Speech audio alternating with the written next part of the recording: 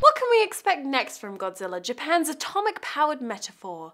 Nothing good. In 1954, less than a decade after the United States dropped 2 atomic bombs on the country, America detonated a huge hydrogen bomb nearby in the South Pacific.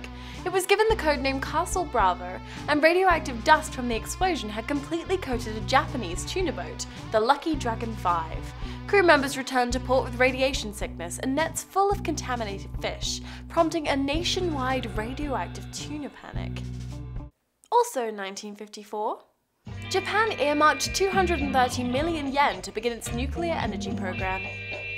And also in 1954, the first Godzilla movie was released.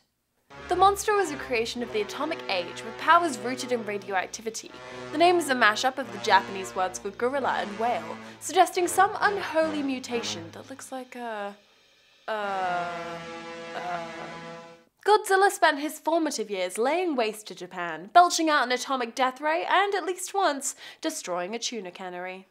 In the collective imagination, he was a clear symbol for nuclear technology gone wrong, King Kong's worst nightmare to say the least. At the time, Japan had virtually no gas or oil reserves, so powering the electrical grid with reactors became an attractive solution. In 1961, construction began on the Tokai nuclear power plant, and the power was on by 1966. With more familiarity and acceptance to nuclear power, we note Godzilla's transformation into a more compassionate monster.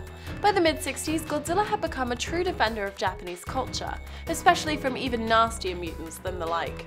In Son of Godzilla, Godzilla's offspring Manila teams up with the boy who gets bullied around, and then, by the mid-70s, Godzilla had basically gone on to save the world from evil alien cyborgs. But then in 1979, IRL meltdown. Nuclear fuel overheated in a reactor at a power plant in the United States, threatening total catastrophe. The 3 Mile Island accident intensified the public's mistrust for splitting atoms, just in time for the Godzilla production company to end its recent hiatus. The return of Godzilla came in 1984, and suddenly Godzilla was a proper monster again, with an extra mean face and a reawakened desire to destroy.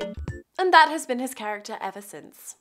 Through another dozen Japanese installments, the Chernobyl disaster, and a major Hollywood remake, Godzilla is the barometer of the world's nuclear anxieties.